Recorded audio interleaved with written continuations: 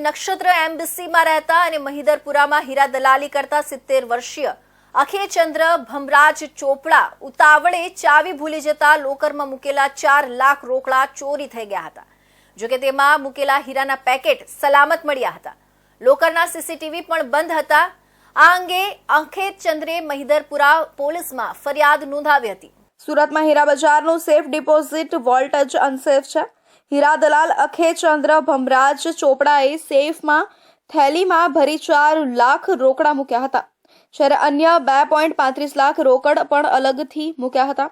હીરા દલાલ ચાવી લોકરમાં જ ભૂલીને નીકળી ગયા હતા, પરંતુ આ બાબત પાછળથી ધ્યાને આવતા તેઓ તાત્કાલિક વિરલ શેફ હાઉસ પહોંચી ગયા હતા, જ્યાં ચાવી લોકરમાં જ લટકતી હતી। તેમણે લોકરમાં રાખેલા હીરાના બોક્સ અને પેકેટ ચેક કર્યા હતા।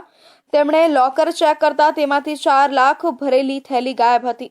તેમણે લોકરના માલિકને સીસીટીવી ફૂટેજ ચેક કરવાનું કહેતા તે બંધ હતા। સેફ ડિપોઝિટ વોલ્ટના કેમેરા નહીં ચાલતા હોવાનું જણાતા હીરા દલાલ ચોંક્યા હતા।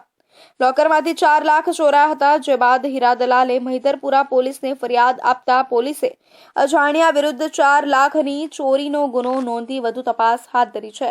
27મી ડિસેમ્બરે અખેચંદ્રે મહિધરપુરા થોભા શેરી ખાતેના વિરલ સેફ હાઉસના લોકરમાં 4 લાખ રોકડા ભરેલી થેલી અને 2.35 લાખના હીરાનું પેકેટ મૂક્યું હતું। જોકે તેમની પૌત્રીની મિત્રનો બર્થડે હોવાથી ઉતાવળમાં તે લોકરમાં ચાવી ભૂલી ગયા હતા। થોડા સમય પછી ચાવી યાદ આવતા તેઓ પરત ફરતા ચાવી લોકરમાં હતી। હીરાના પડીકા જોઈ તેઓ જતા રહ્યા હતા। બીજા દિવસે તેઓ જતા લોકરમાં હીરાના પડીકા એમ જ હતા, પરંતુ 4 લાખ ગાયબ હતા। લોકરના સીસીટીવી પણ બંધ હતા। હીરા દલાલની ફરિયાદ પર મહિધરપુરા પોલીસે ગુનો નોંધી તપાસ શરૂ કરી છે।